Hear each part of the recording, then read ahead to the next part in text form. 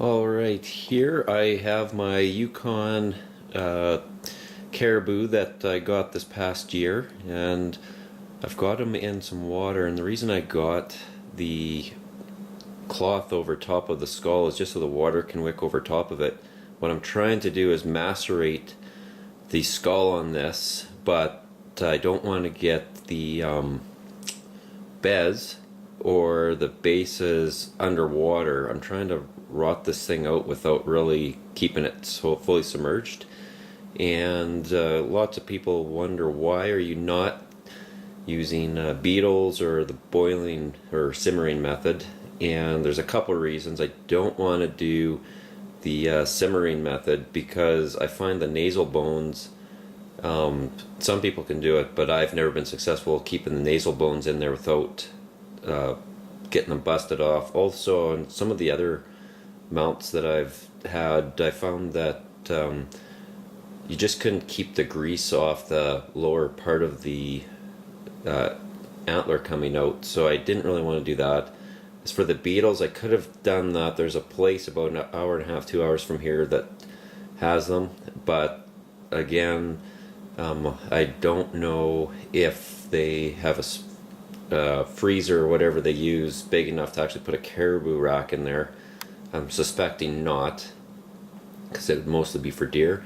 Also, it doesn't degrease your skull using the beetles either. That's what is good about the maceration, is it cleans the flesh fully, entirely in every crack, and it also degreases the skull as it rots, the grease rots away from this thing. Alright, here is a couple of deer that I've done in the past, and I just wanted to show you guys on this skull particularly. This one I had it macerated 7 years ago now, and just wanted to show there's just barely some faint grease staining coming through this part of the skull. So you can see the nasal bones. If I can zoom in here, the light's pretty poor. Nasal bones are fully intact. The other advantage of this maceration is the teeth. So that's probably can't tell, but the teeth, they don't crack when you use this. When you use that simmering method, sometimes they do crack. The one mistake I did make on this guy, I had the antlers submerged below the water, and here you can kind of see some of the color came off a little bit, and it also kind of, not sure if you can tell in this light, but it also kind of grease stained where the fat came off of there, so I didn't really care for that too much on this one. This is my first attempt at maceration though, and that was 7 years ago. Let's go check this other guy out. Now this fella, he had a lot better results on the, I didn't put the antler bases below the water. I kept that out as much as I could, and the grease staining never went up the antler. It kept the color on there. It turned out really well. This guy, same thing, the nasal bones are fully kind of intact in here. If you can see, all that fine bone is still in there. Teeth aren't cracked whatsoever. The teeth cracking might not be a big deal on something like a deer, but definitely on a predator skull, it'll make a huge difference, because you don't want your canines in particular be cracked.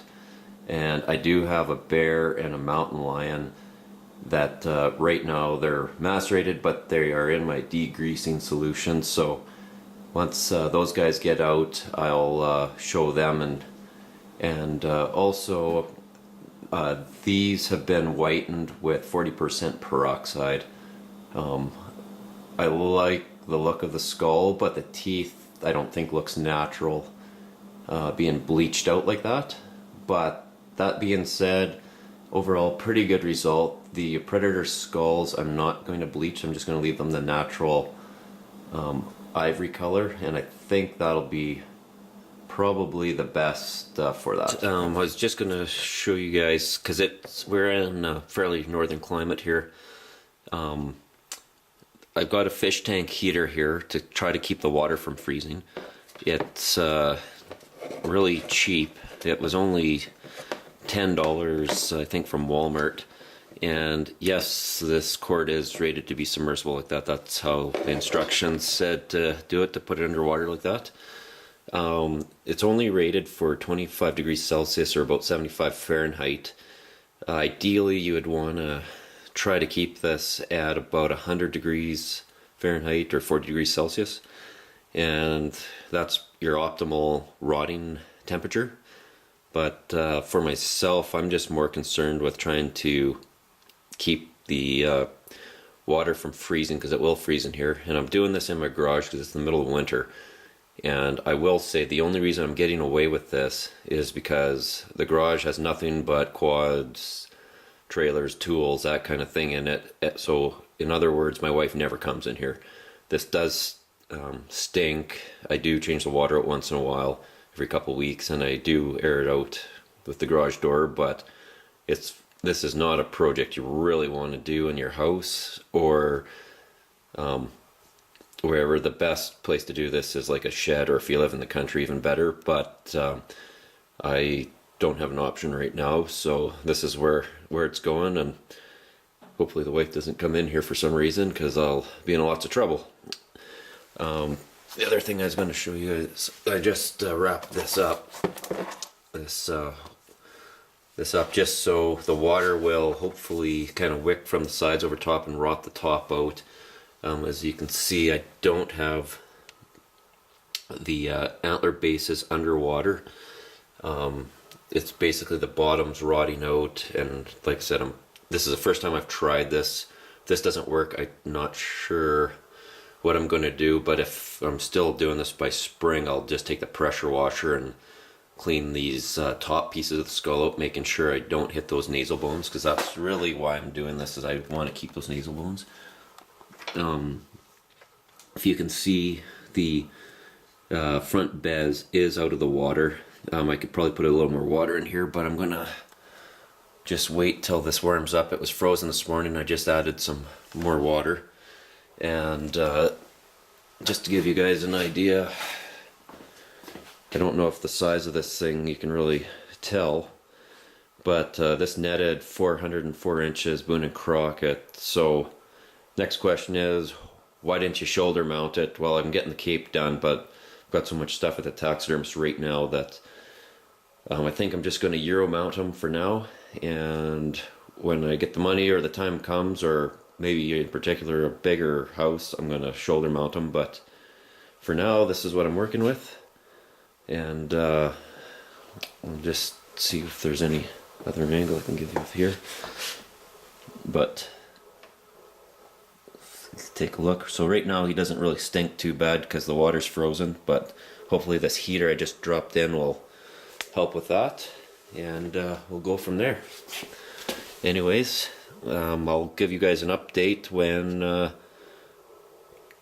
I get a chance and we get a little further down this process. Alright, it's been about 6-8 weeks since the last video update.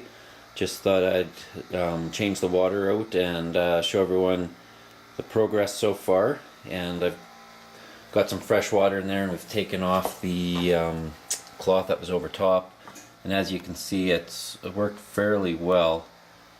Still a little bit of tissue on the top, but basically it's rotted out this entire skull, more or less. Brains will go on, a little bit of nose meat left. Let's try to get and as you can see, some of the harder ligaments and stuff are still on there, but for the most part it's gone. We've got a little bit of grease left in the top here, but that was expected based on we're just using a cloth to rot this thing out. But it's so far so good. I think we're gonna leave it in here for probably another 2-3 weeks just to finish this off, and then we'll start degreasing it.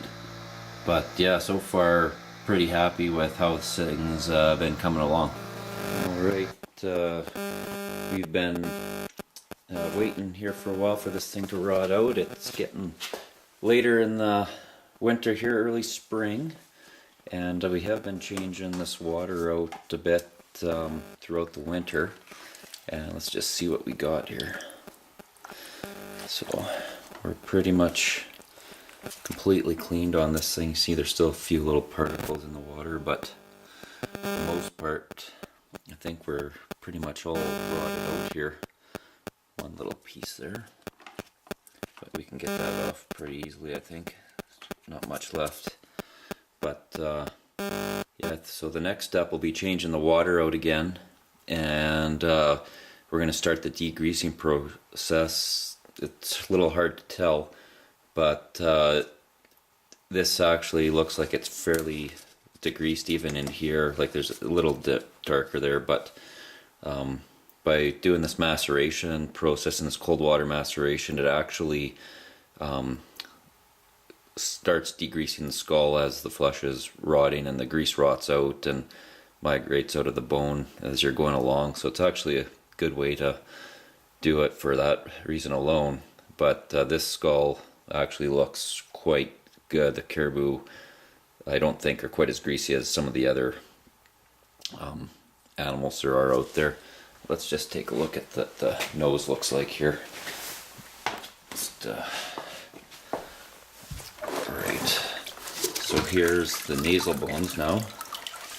You can see if we can zoom in a little bit there. It's hard to tell because of the shadows on the camera, but it is rotted right out in there. We've got all the fine nasal bones. Looks pretty good. You can see it's completely rotted out on the side. There's a little bit of tissue there, but that's pretty marginal. Let's see what we got underneath here. Right, yeah, underneath it looks completely rotted out. It's in excellent condition. We don't have any kind of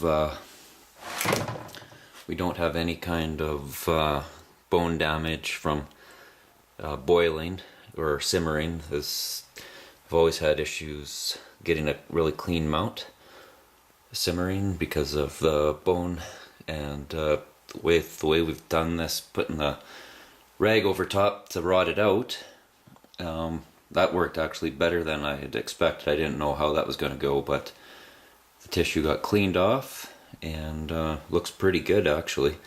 And the bonus to all that was we were able to do it without submerging the front shovel in the water. So that's what I was attempting to do, is to get this thing cleaned out without putting the shovel in the water, and it looks like that worked. So the next step here, like I said, will be to put in the degreaser, or change the water out and put in the degreasing solution, and we'll take a look at doing that here next. Alright, just one more view. I just wanted to show you guys what the bottom of this looked like after I pulled it out of the water and dumped the water, and this was without any scrubbing or anything. This is how clean it got. See, all of the flesh for the most part is completely gone. A little bit looks like fat bubbles there. We can pull that off though, but it's very, very clean, and very happy with how this turned out. Let's see if we can take a look at the back here. The back piece here is completely stripped off. It's in the shadow, so it's hard to see, but there's no flesh or nothing on there, and very clean. I'm very happy with how this turned out. But next step now, we are going to put it back in the pail. See, we've dumped the water and cleaned that out, and then we're going to be putting the degreasing solution in. Alright guys, it's we're getting ready to degrease this thing. So I just wanted to show you what I used to degrease it. I used 3 ingredients. One of them's top secret because taxidermist friend of mine told me what his solution was, so I promised not to give away his trade secret here. But for most people, The two main ingredients will more than sufficiently do the job.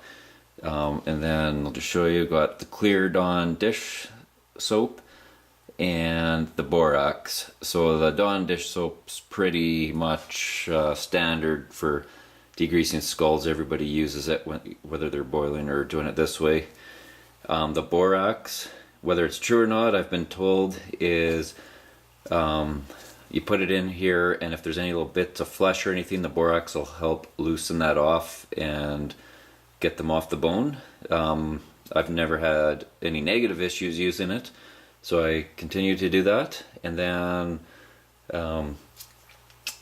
yeah, it's been pretty good. So next we'll add the water to this, and I did mix up a pail of water with some soap and a little bit of borax in it just to dilute it a bit, but I do sprinkle some raw borax on the skull specifically. If you remember, we had one little spot right in here that had a little bit of fat or grease or something on it, or material, and spilt a little bit too much in here, but that's okay.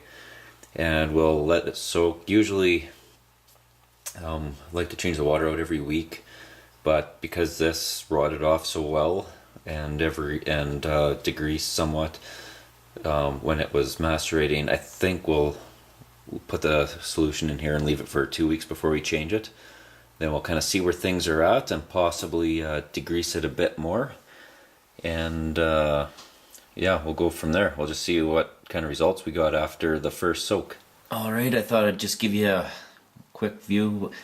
Just filled this up with water. It's got all kinds of soap in it, or borax and our other secret ingredient in here, and yeah, we're just ready to let it sit. Now it's just a waiting game. So again, I put the cloth over top of the skull with the idea that it would wick the moisture up, and it worked well for the maceration piece. I don't know if this will work or not for degreasing, but I figured I'll give it a shot and keep it wet, lots of soap in there. We'll see if it works, but anyways, we'll check back in a couple weeks here.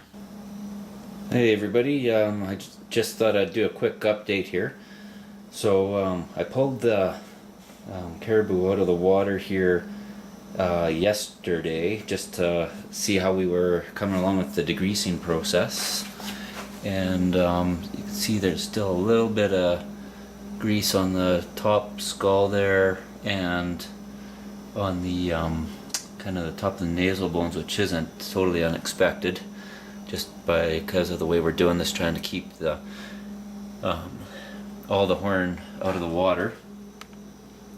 It's gotten fairly clean around the eye. I checked the bottom as well, and the bottom looks like it's completely degreased, but that's usually not a greasy spot to begin with. The eye sockets, you can see there's a bit of discoloration around there, but that'll whiten up with peroxide very easily. It's really these top of the skull grease spots here that we got to take care of, a bit on the nasal bones, but overall I think it's coming along pretty well, and just a little bit on the side there, but yeah, it's coming around very well. I'm just going to show you inside the nasal bones here real quick, and you can see up in here all those nasal bones are nice and preserved. It's turned out extremely well. The flesh is completely gone at this point. Obviously we're just cleaning up the degreasing it, and yeah, overall I'd say it's quite good. As you can see, the water that it was degreasing in is fairly cloudy. That's just from the grease and whatnot that's been coming out of it, but I mean, I'm pretty happy with the results so far, but we're going to try to degrease the top a bit more before we start on whitening it at all. So anyways, for now that's where we're at, and give you guys another update soon. Alright, just time for our next little update here. As you can see, the skull has been pulled out of the water after the degreasing process.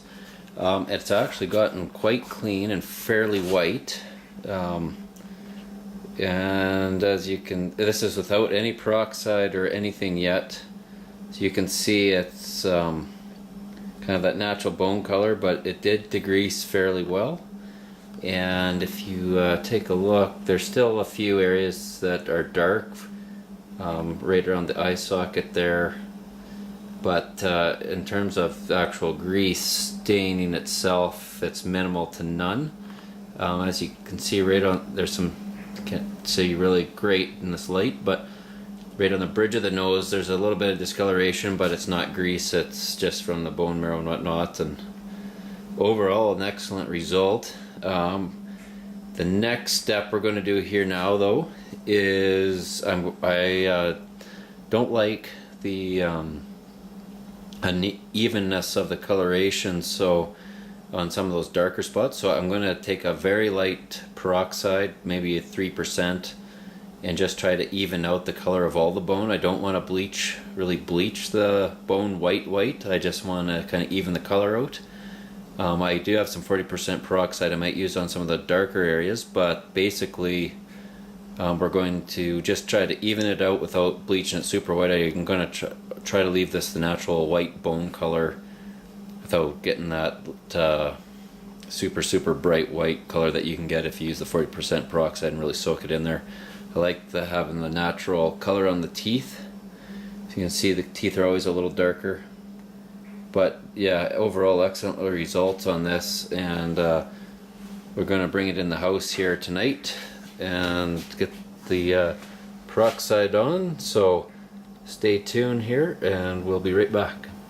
Alright, here we are getting ready to start the whitening process. So we've got a tin foil baking dish. What we're going to do is we're going to put the skull in there so anything that drips off doesn't get all over the table. Also got this plastic sheet down just to protect the table a bit because we're doing this in the kitchen. The one thing we got here, magnesium carbonate. You can also use calcium carbonate, and basically what that does is you can mix it with the peroxide and it'll make a paste, and that'll let you put it on and keep it on an area. But it's really what it's for. You just mix it with the peroxide, it becomes a paste, brush it on, you're good to go. The other thing we got here is a little scrubby brush, and what we'll be using that for is if there's any little spots that we want to scrub to try to whiten them up extra good, we'll do that.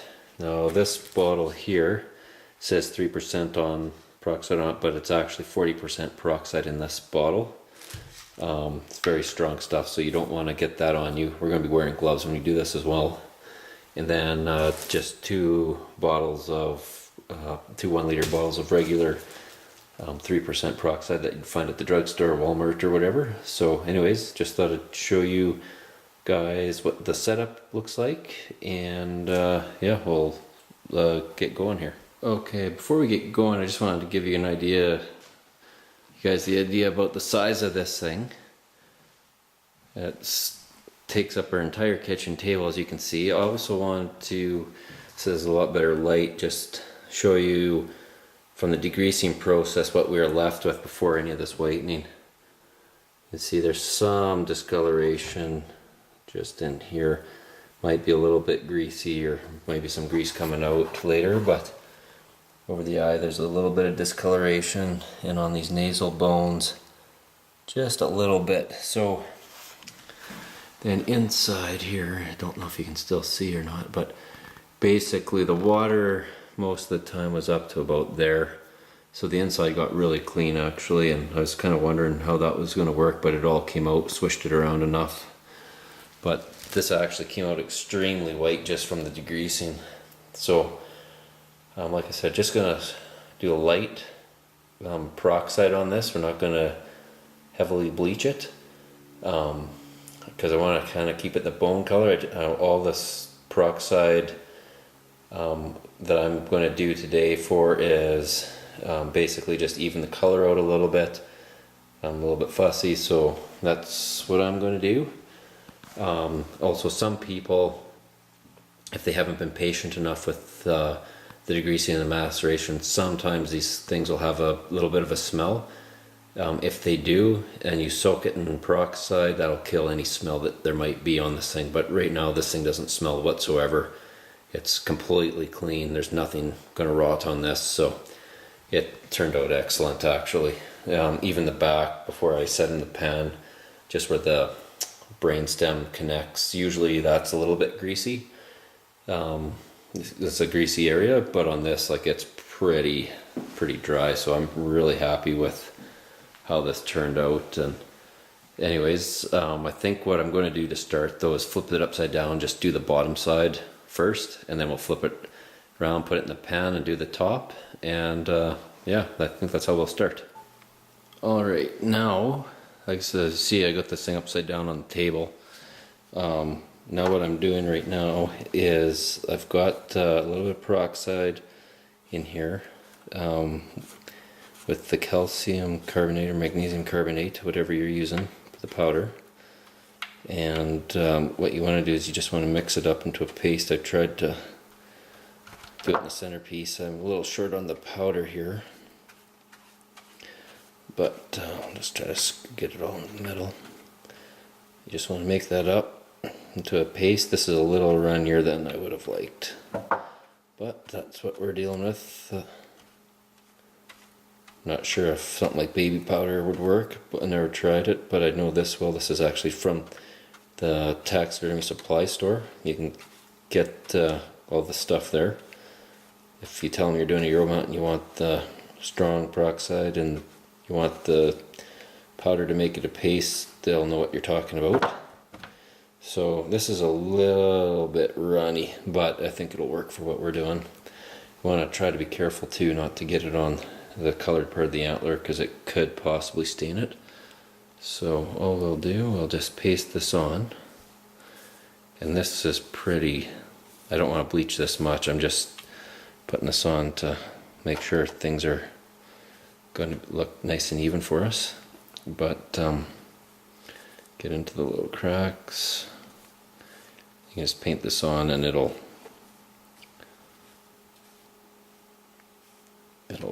do pretty good for us here. So anyways, I'm going to do that on the bottom side and then we'll flip it over. Okay, I just finished coating this. So I'm not sure if you can see it in the camera, but there's basically a thin little film of what it looks like to be powder. It's basically just the residue from the calcium. As the peroxide evaporates, leave it on there. Now that'll just rinse off after, so take this in here just before we flip it back over. The other thing I was going to mention too is, I don't think I mentioned it in the original gear list here, was a little paintbrush, and that's just so you can get into all like these little nooks and crannies and make sure it's all coated so you can get it all evened out. And some people like the teeth really white, I don't, so I paint this stuff around them just to try to leave them as natural color as I can. It does look a little whiter right now than it will at the end, just because that powder residue is on them. It'll be more of the ivory color. But the other thing I was going to mention too is I've got the 40% peroxide in the 2 bottles of 3%.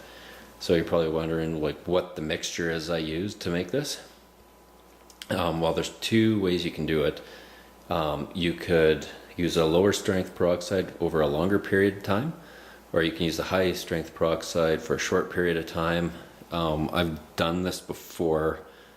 I've experimented with it lots, and I kind of know how much time it's going to take for using either or, but basically I'm using the higher strength stuff, and I'm just going to leave it on for a shorter duration, and I'll rinse it off with water shortly. Now if you don't have access to the 40%, that's okay. You can use the 3%. It's just going to get it's just going to take you a lot longer to get the same whitening results. but the 3% is more forgiving. So if you have never done this before and you're whitening it slowly and you want a certain shade or color, the 3% will do it, but it'll just take longer. If you want super bright white, you can lay on the 40% peroxide, and that will get it bleach white pretty quickly. So for what I'm doing here tonight, I've got the 40% on here. I will probably rinse it off with a 3% solution, so it'll still be whitening, but it'll cut the strength of it dramatically, and then I will go and rinse the whole skull off. All of this will happen in under an hour, and I should be at kind of the not chalky white, but the bone white, ivory whitish kind of bone color that I'm looking for. So anyways, I will let you go so I can get at this and get her done. All right, the one thing I am going to show you guys here, when you get in the nasal bones, you want to make sure that you get all the way up in as far as you can, up in there. Coat these little fine thin bones as well. You'll want to get them even. The other thing it does as well, if you do miss or if you do the maceration, you never fully got it, and there's still a little bit of organic material in there, it will kill the smell of anything. This one doesn't matter, but some of them you might come across that. But so I've got that coated. Just going to keep on coating. The outside here, I can already tell that's starting to even out here. Use your little brush, and this isn't because I'm too worried about getting the inside of this stuff all super white. It's more just so it's an even transition between the stuff that we do see and what's in there. And actually this little thinner mixture is actually working out a lot better than what I thought, so I actually might use that again. But anyways, I will keep coating this and then I'll get back to you guys. Alright, I'll just give you guys a quick update on the progress here. So we've got the whole thing covered. There's a couple dark spots on the nose and over the eye there still, but they're coming out. This one here is pretty much all gone. That one that looks like it's darker, but it's just a shadow there now. So what we're probably going to do, going to let it for just a little while longer. I've touched up those darker spots. When this dries, it'll actually look a lot whiter than it is for those dark spots. But in the meantime, what I've done is I've gone over, I'm not sure how you can tell the color here, but I've gone over some of these spots here that I didn't really want to whiten too much, and just neutralized it with water. So the one nice thing with using peroxide is all you do is cut it with water and it neutralizes it, and that's all there is to it. So pretty simple cleanup. It's not it's a harsh chemical if you get it on your skin, but it's easily neutralized and cleaned up. So what I'm going to do though is after this is dried, I'll take it and I'll rinse the whole skull off, get all the peroxide off of it, neutralize it, and then I'll leave it and let it dry. After the whole skull is completely dry, I'll come back and take a look, and if we want to hit those dark spots with a little more peroxide, we will, or we might just call it good and like the look of it, and go on to the next step, which will be hanging this. But yeah, for now overall it's really started to blend together here, so I think we're in good shape. But I'm just going to give that nose and that one piece of the eye there a little more time, and we'll call that good, I think, for the whitening for now. And like I said, we'll rinse the whole thing off after, and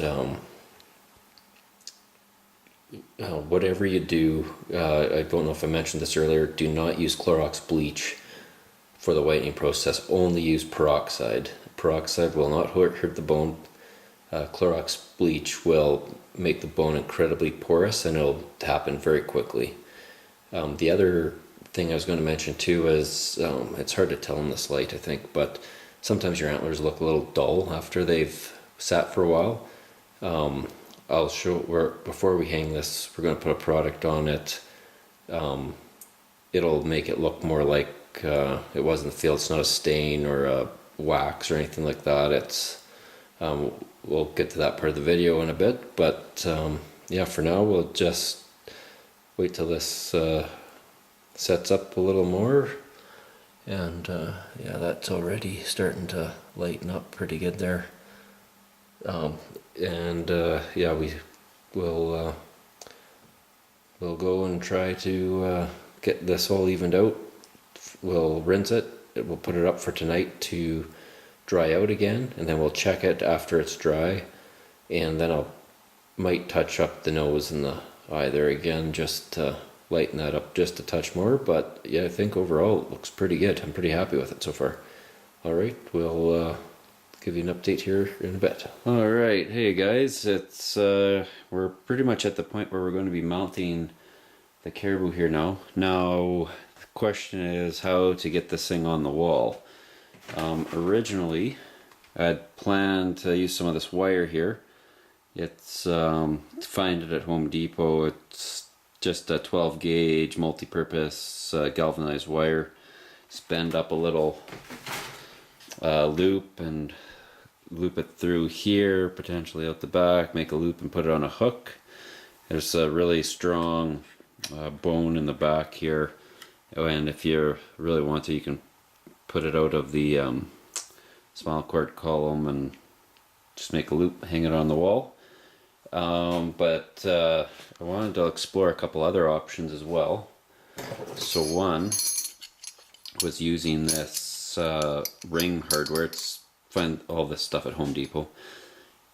Basically, it's for like a tie down strap for like a dock, or you screw it onto a board and then you got a tie down strap on it. I was thinking of putting it here, but as you can see, it's a little bit too wide, too big. I couldn't really find a smaller one. I was just going to screw it on with some self-tapping screws and then hang it like that. I thought that was a good idea.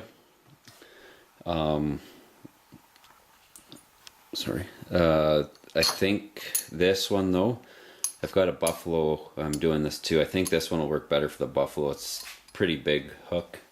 The next idea I had was to use these little guys here and these rings.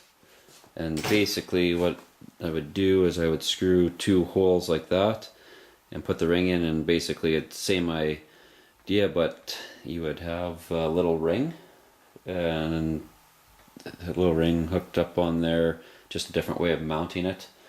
The one problem though was those two little on here, there's two bolts that you would have to do for one of these rope clips or whatever they call them.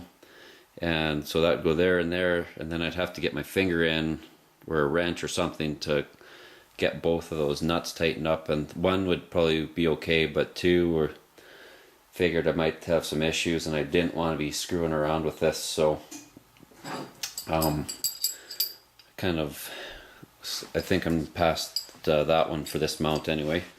The next thing I was looking at is this guy, and it's basically the same idea as the first one, except for instead of 4 screws, you'd have 1 bolt.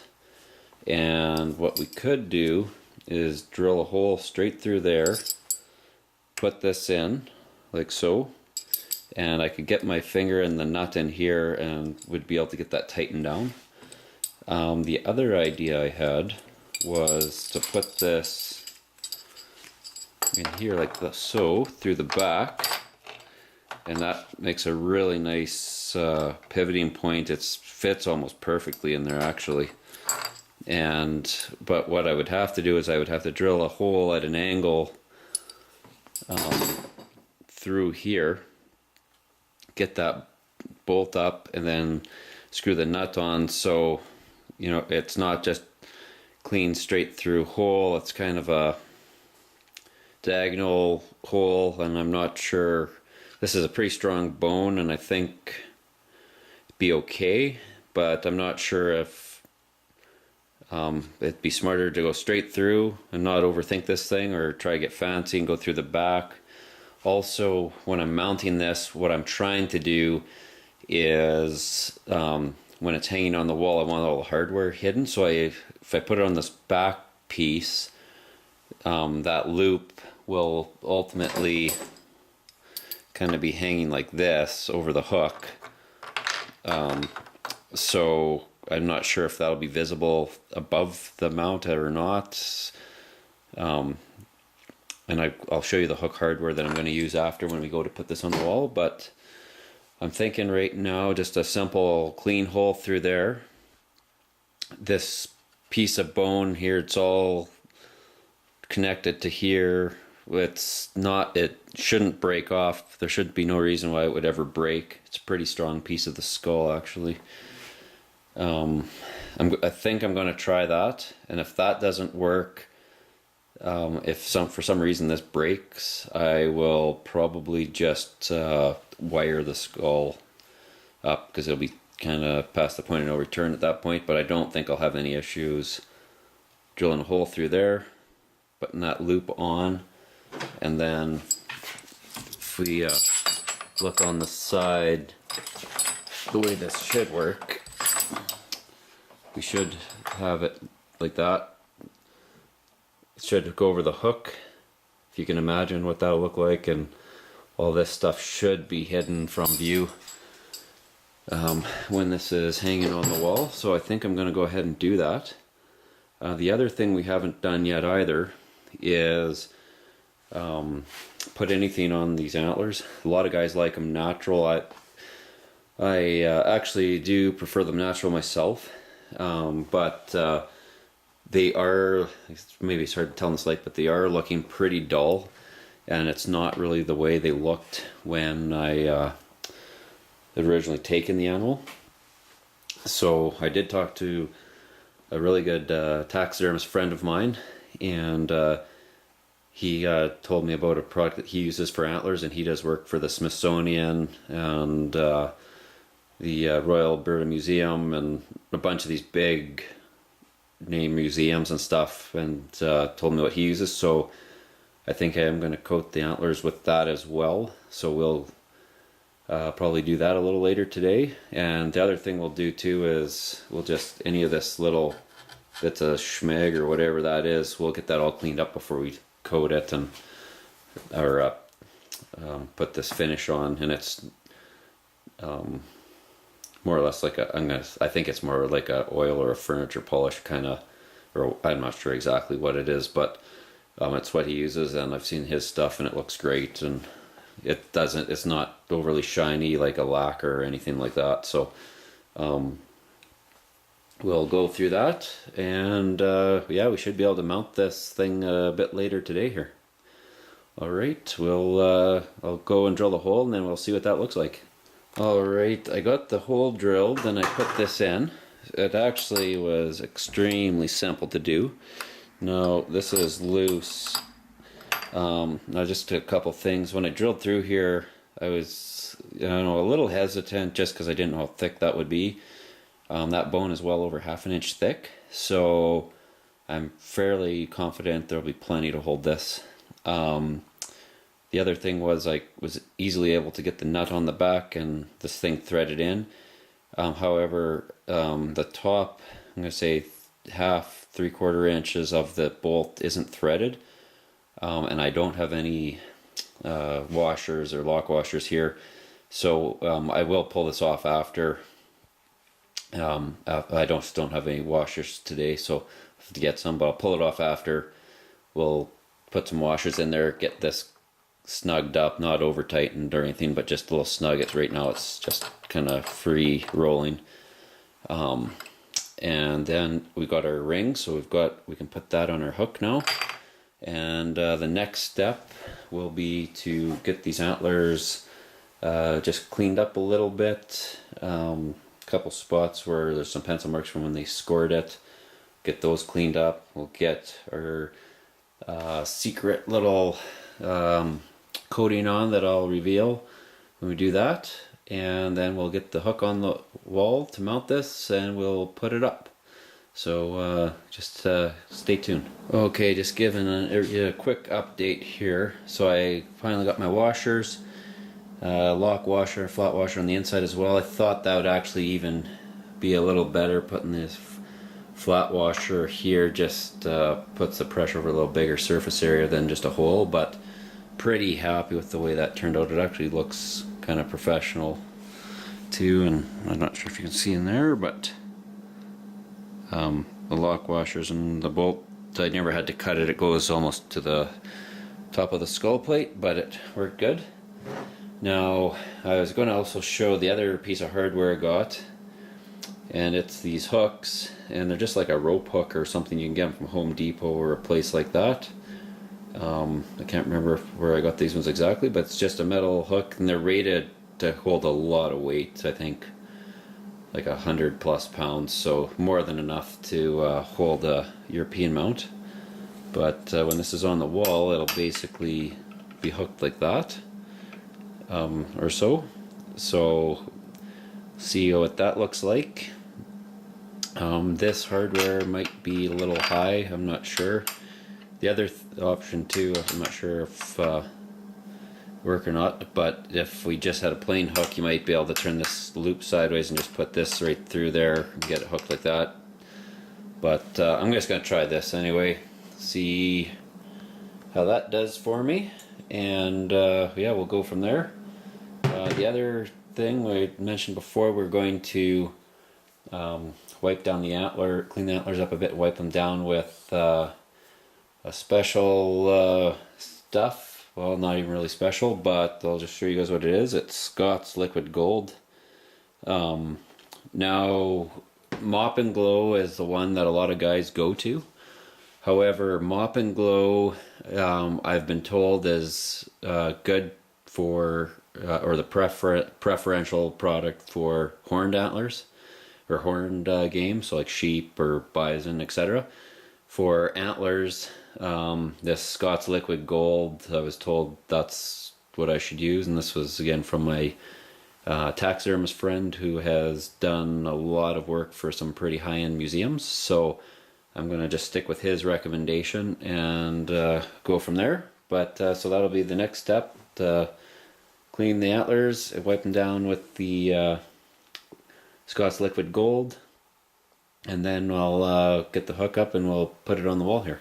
Alright, I just want to show you guys this on the wall. Now this isn't the spot that I'm going to keep it, or that I originally intended to put it, where I wanted to put it. There's no stud in the wall. I thought there was, but apparently there's not. So it's all cleaned up. It's got the Scott's Gold on it. It's still wet, as you can see, but once it dries it won't have any kind of sheen at all on it, but it really brought the colors in the antler back out. Pretty happy with it. It's not greasy looking, it's a little bit wet looking. Here is what this hardware looks like at the end of the day. So as you can see, it turned out pretty well. This hook worked pretty good. It was easy to flip up on there. Yeah, I'm pretty happy with that. Anyways, pretty simple hanging solution for this thing. Then you can see the antlers, or the antlers stay back from the wall just enough, and most of the hardware is pretty well hidden. And you can see that that Scott's brought the color right back in those antlers there and made it look pretty close to the way it did when I first got it. But like I said, I never over bleached the skull, but in the case that you do and you want to lighten it up, some people have used tea to lighten it up, but I'm pretty happy with the way this is right now. And yeah, I think it's gonna end up looking pretty good wherever I finally get to keep it. But for now, I'll just probably take it down and finish letting Scott's Liquid Gold dry out on it, and then I gotta find a permanent home for this thing. But it's absolutely massive. 404 inches. This is a pretty high ceiling in here. Just dwarfs the mountain goat. And yeah, it's way too tight. I need a little bigger room or something to put this in. So anyways, that's the final result, and hopefully this has helped somebody on their journey to making their own European mount with the Caribou. Like I said, this could have been done a lot quicker if I would have used the simmering method or beetles or something, but wanted to kind of experiment with maceration on this, with keeping the beds out of the water, or sort of the shovel out of the water and whatnot. And yeah, I think the end result was worth it to me anyways. So anyways, comment below, and if you guys have any other tips for doing European mounts and whatnot, please leave them below and let me know what they are. So I'm always trying to improve my process and looking for new little tips all the time. So anyways, have a good one.